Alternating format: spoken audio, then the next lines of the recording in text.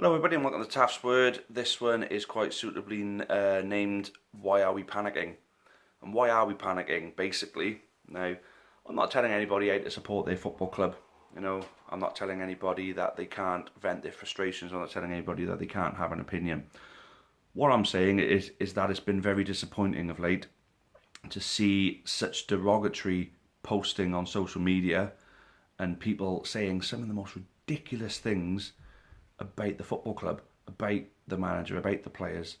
I mean, at the end of the day, what you've got to understand is that we are Newport County. We have got one of the lowest budgets in League Two. So first of all, quality of football. We're in League Two. You're not going to get Premier League quality in League Two, obviously.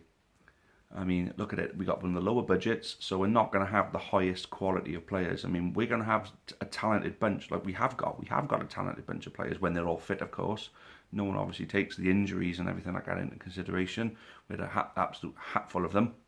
I mean, look, this hasn't been a pleasing season for anybody connected with the football club in the league, at least. I mean, in the cups, we've still made the third round again. We made it to play West Ham in the Carabao Cup. We're in the semi-final, leasing.com, one game from Wembley. So no one's giving the players any credit for actually getting us to that point, are they? I mean, it seems to be negativity all the time, and people have got a right for an opinion. They have got a right to criticise the players if they feel they've had a bad game. But some of it is just absolutely ridiculous. I mean, people are talking, and what you tend to find is such a big contradiction between all the supporters. People will say, why have you taken Hammond off? In that, who else is going to score the goals? Well, plenty of people can score a freaking goal, but then on the other side is, why are we playing Hammond when he's not playing well? Why is Hammond running back to defence? But then why is Hammond doing this? But then why is Hammond being taken off? I mean, people got to make their minds up. Say Carl Haykins, for example. Why aren't we playing Haykins? Why have we let Whiteley go out on loan? Why have we done this? Why have we done that? End of the day, there's a reason why we are standing there in the stadium and Michael Flynn is on the touchline as manager of the football club. It's because he's the one who knows the game better than anybody else connected to the club. He's the one that's been through it as a professional footballer himself. He's the one that's got the UEFA licensed coaching badges. And end of the day, he's the one that for the last 2 years has kept this club afloat and actually saved us from relegation.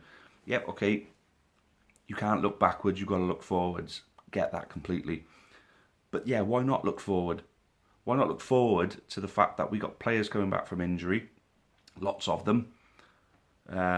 Hopefully, some of them coming back from injury. I think some of them are out for the season now, which is an absolute freaking shame. Of course it is. But we've got to make the most of what we got. But at the end of the day, we've got to understand that if we haven't got much of a squad to put together, how can Flynn put a competitive team out on a regular basis? You can't just expect miracles from these people. We're Newport County, we're never going to set the world alight. I mean, yeah, we had 2 great cup runs.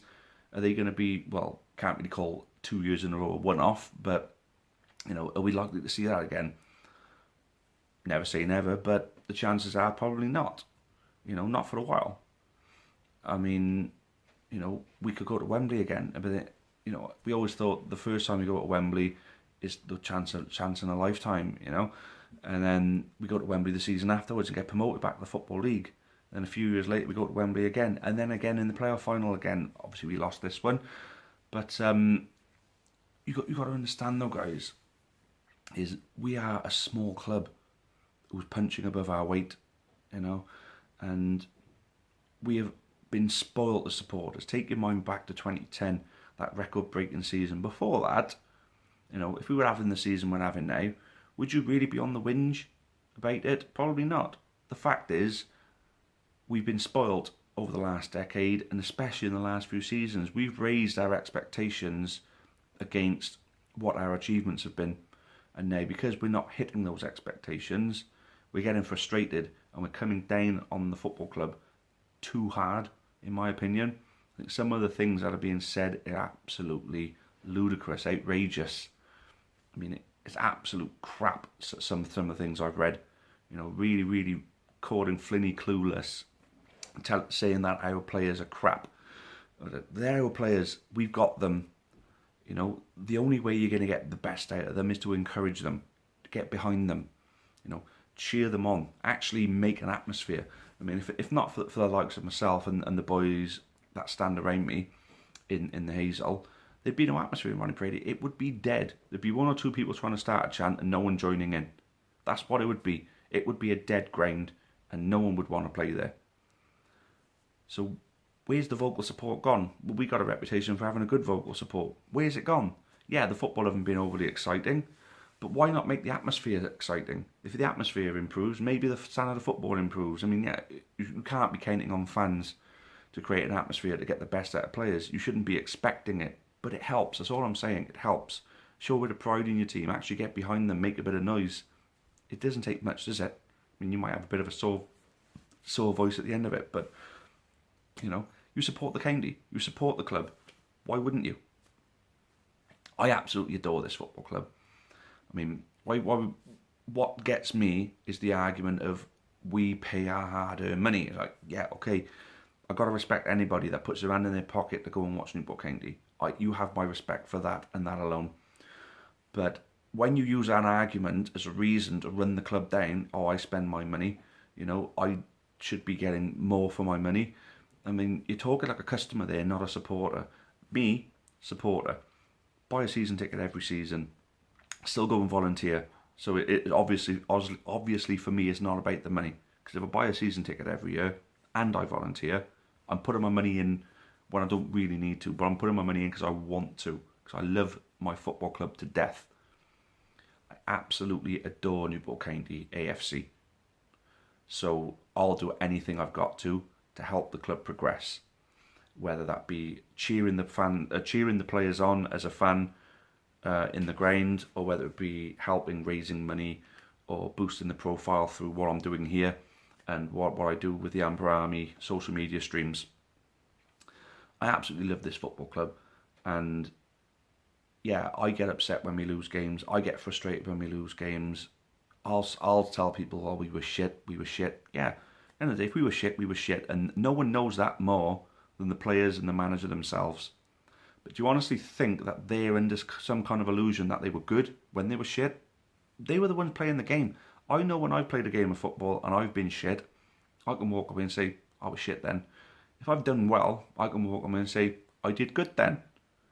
But if they haven't been good, they're under no illusion. They know they were shit. They don't need the fans to come down on them, you know, make it even worse for them, remind them. They're thinking about how they can make it better in the next game. But all they're seeing is comments about the last game and how bad they are.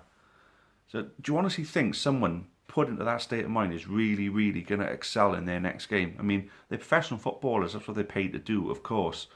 But they're still human beings. They're not machines. You know, they're people with feelings like me, like you. Your feelings get hurt when we lose a game. What do you think they feel like? Because they're the ones playing it. They're the ones slugging it out. And I tell you something now, those players do give 100%. And there are players in there that absolutely care about our football club almost as much as we do. And in some cases, because they've been here for a while, as much as we do. In some cases, even more, because they're the ones wearing the badge and representing and playing in front of us. They want to give their all to us. But then if we're shouting at them in the ground and we're running them down all the time, where do you think their heads are going to be at? It's not going to be about bringing on their A game, you know. It's going to be, why are they doing this for? Why are they running me down for? You know, I'm trying to play for them. You know, they want our backing, so we got to give it to them and stop the constant running down on social media, you know, and getting ideas of Flinny losing the dressing room and Flinny's going to go anyway, and you know, this player's crap and no good. I mean, Jamil Matt is a big example. People run him down something rotten. The guy scored 20 goals for us last season. You don't just become a bad player overnight. I think Jamil Matt's faults are down to the service that he gets, because he's a player that needs a ball in the air, on his head, in the box, not in the air for him to get manhandled and not protected by the referees. And that's another thing. League 2 refs. How can you expect a great game of football when the standard refereeing is as bad as it is in League 2 as well? I mean, such little fine margins can determine the difference between a winner and a loser in a football match. And if a referee is having a stinker, that can determine the outcome of a football match. I mean, it doesn't matter whether we play good or bad. I mean, look this season. No one's mentioned how good we were against Swindon, home and away. No one's mentioned how good we were at Plymouth. Even though we lost down there, we were the better team down there. No one's mentioned how good we were in the Plymouth home game. No one mentioned how good we were against Mansfield at home. I know we ended up drawing the game 2-2, but that was only for a calamitous 10 minutes. For the rest of the game, we absolutely smashed them. We have been great this season in some games. Forest Green away even. But then, yeah, we've been really bad in some games. But because we've played well this season, it's in them to play well. So they just need that bit of extra backing, guys. Just that bit of extra backing. And I honestly think, we could do a lot better than we're doing. Yes, the recruitment haven't been the best this year. I know that. But, I mean, the whole Ledbetter situation, yeah, that's quite embarrassing. For him to come out publicly and say that his body's giving up and we go and give him a 2-year contract. Yeah, okay, someone didn't do their due diligence. Coming down on the likes of elite management isn't going to help anything, because if anything, they're trying to help the club. They're trying to help their clients, of course, but they're making suggestions for us. Personally, I'd rather see us putting out scouts to go and watch football matches so we can build our own portfolio of players. But like I say, not up to me, is it? It's up to the football club to do the things that they think that they should do. But the people who are whinging now, how many of them were at the last open meeting to actually vent some of this? If you're really, really that concerned about things on the pitch, where were you at the last open meeting? That was the forum for you to actually say what you think.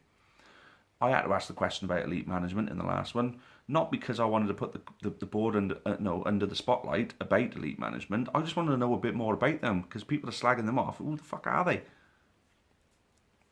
Look, I hope as many people as possible come down Wednesday, because we got a chance of getting back to Wembley again. And for me, we go there, go to Wembley, win, lose or draw, regardless, as long as we finish in a mid-table position and we don't end up towards the bottom again, but we get to Wembley again, I'm going to put that down as a good season. Not a great season. Last season was a great season. We punched well above our weight.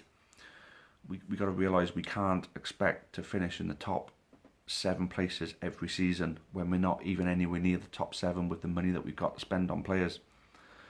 Those teams up there are winning games because they've been able to afford that extra bit of quality throughout their team, whether they got that extra bit of quality in goal or whether they got that extra bit of quality up front or in the midfield or in the defence, whether it's preventing goals or scoring more goals or creating them. They got that extra bit of quality because they can afford it. We can't afford that extra bit of quality. If we could afford that extra bit of quality, we'd be able to sign Joe Ledley. We can't afford him. It's plain and simple as that. So you've got to avoid the disappointment you're all going through at the moment. You've got to manage your expectations based on what you should expect from the money we've got to spend on players. Because we can't just go out and blow all of our FA Cup money on players. Give some of it to Flinney to help him progress. Yeah, it hasn't worked this year. Recruitment have been bad. I tell you what, yeah, let's just blow this season off. We've still made enough money this year to be competitive next year, and hope that the club learn from the recruitment errors. And instead of coming down on them, actually get behind them. Actually try and support them for the rest of the season. You never know what could happen.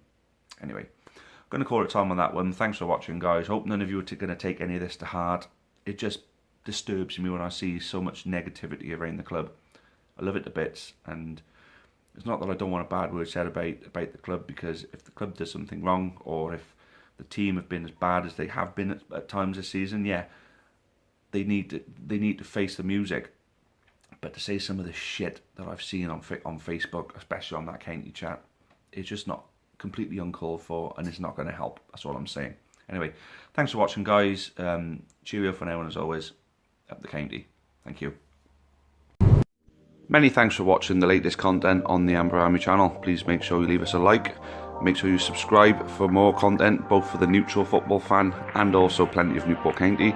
Even more Newport County content can be found on the club's iFollow channel on the link above. It is just £4.49 per month to subscribe to that service. And those of you feeling extra generous can also support us on Patreon on the link at the bottom there. That would be a monthly donation of your choice. Thank you again. Make sure you've subscribed, and as always, up the county.